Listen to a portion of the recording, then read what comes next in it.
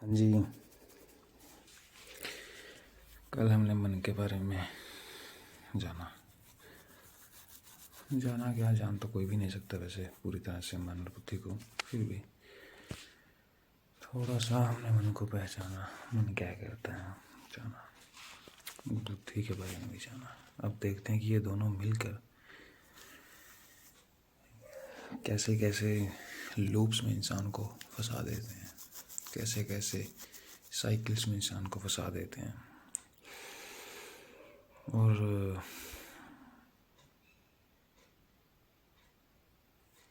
हम एग्जाम्पल में लेते हैं गिल्ट को। जो कोई भी मेरी बात सुन रहा है उससे मैं एक चीज़ पूछना चाहूँगा, आपने कभी गिल्ट को महसूस किया है? गिल्ट क्या होती है? कभी जाना है, लेकिन आपको कभी ये पता नहीं चला होगा कि ये क्यों हुई है, इसके पीछे इसका रूट कोर्स क्या है। तो आज हम मन और बुद्धि का जो खेल है, जिसके कारण हम गिल्ट में फंस जाते हैं, रिग्रेट में रहते हैं, पुराने पास में कोई की चीज़ से हमें गिल्ट होता है और उसके बारे में सोचते हैं, ओवर थिंकिंग करते हैं। इस ओवर थिंकिंग की वजह से इमोशंस जनरेट होते हैं और वो इमोशंस फिर कुछ नेगेटिव थॉट्स को अट्रैक्ट करते हैं, है ना। तो आज हम गिल्ट के बारे में जानते हैं, गिल्ट क्या है, गिल्ट क्यों है और गिल्ट कैसे है। सबसे पहले बात, गिल्ट क्या है। आपने अपने लिए कुछ स्टैंडर्ड बांधे थे, आपने अपने लिए कुछ पैरामीटर्स बांधे थे, और आपने जो एक्शन किए वो पैरामीटर्स, वो स्टैंडर्ड के साथ अलाइन नहीं थे। ये गिल्ट है। गिल्ट क्यों है?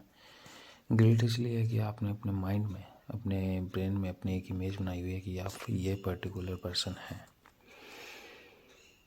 लेकिन जब आपके एक्शन क्लैश करते हैं आपकी इमेज से, आपके सेल्फ से, जो आपने खुद के लिए डिफ़ाइन किया है, तो गिल्ट बनती है। अब गिल्ट कैसे है ये भी आपको पता लगे क्या होगा। फॉर एग्ज़ाम्पल, अगर आप स्टूडेंट हैं, आपने सोचा है कि मैं एक बहुत अच्छा स्टूडेंट हूँ, लेकिन अगर टीचर ने आपको क्लास में सबके सामने डांटा तो आपके सेल्फ को चोट लगी, हर्ट हुआ, और आपने सोचा कि टीचर ने मुझे इसलिए डांटा क्योंकि मैंने एक गलती की थी। आपको गिल्ट होगा कि यार मैंने गलती क्यों की, बट ये तो नेचुरल थिंग है ना, आप गलती करेंगे। गलती की तभी तो आप इंसान के रूप में इस धरती पर आए हो। अगर आपने कोई गलती की ही नहीं होती तो फिर जन्म ही क्यों होना था, और भगवान ने दोबारा जीवन दे के मौका ही क्यों देना था। रिग्रेट नहीं करना चाहिए था। और मान लीजिए अगर आप वर्किंग प्रोफेशन है, जॉब कर रहे हैं, आपने अपने सेल्फ के बारे में खुद को ये बताया, एक ऐसी इमेज बनाई है कि आप एक रिस्पॉन्सिबल पर्सन है, अकाउंटेबल पर्सन है, लेकिन आप किसी गिवन टास्क को किसी गिवन टाइम में, डेडलाइन में कंप्लीट नहीं कर पाते, तो आप खुद को गिल्टेड महसूस करेंगे, क्योंकि आपने जो इमेज अपने लिए बनाई थी कि आप बहुत ही नोबल, बहुत ही एक्सीलेंट और बहुत ही रिस्पॉन्सिव पर्सन है, वो इमेज ख़राब हुई तो आपको गिल्ट हुई। लेकिन अगर देखा जाए तो कभी भी कोई परफेक्ट हो ही नहीं सकता।